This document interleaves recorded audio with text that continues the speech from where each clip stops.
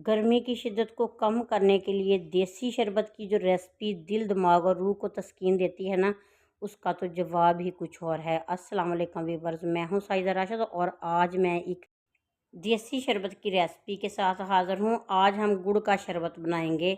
आप शक्कर के साथ भी ये वाला शरबत बना सकते हैं। तो इसमें जो जो ऐड करेंगे मैं आपको बताऊंगी। हमने 1 पाव गुड़ को छोटा छोटा पीस लेना है, मतलब कि इसके छोटे छोटे पीस कर लेने हैं और 3 से 4 टुकड़े इसमें अदरक के डालेंगे और 2 लेमन का जूस इसमें जाएगा। इसके साथ इसमें हमने नमक डालना है, इसमें सफ़ेद वाला और काले वाला नमक डालेंगे। तो ये वाला शरबत इतना ठंडा ठार होगा कि ये दिल को तस्कीन देगा और गर्मी की शिद्दत को कम करेगा।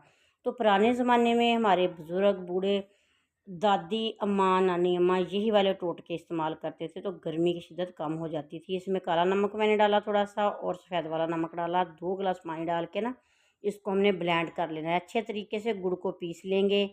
तो सारी चीज़ें जब मिक्स हो जाएंगी ना, फिर हमने इसको छान लेना है स्ट्रेनर की मदद से, ताकि इसके अंदर अदरक के छोटे छोटे पीस हैं वो भी हम छान सकें और जो भी कोई इसके अंदर गुड़ के अंदर कोई तिनका वगैरह है ना, वो भी इसके अंदर हम स्टेन कर लेंगे।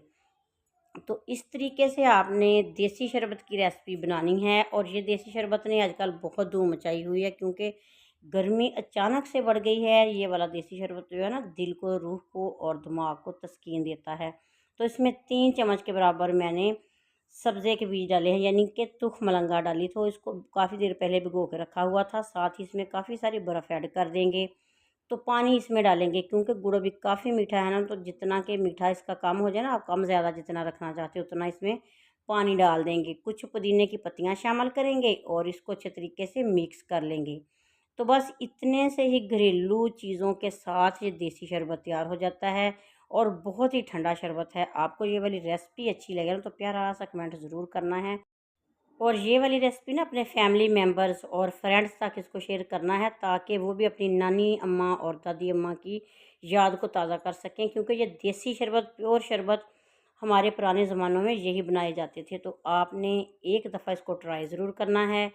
और जो व्यूवर्स मेरे चैनल पे न्यू आए हैं, सबको मैं अपने चैनल पे वेलकम कहती हूँ और नेक तो नेक तमन्नाओं के साथ आप सब के लिए बहुत सी ढेरों दुआएं। मुझे दुआओं में याद रखिएगा। अल्लाह हाफिज़।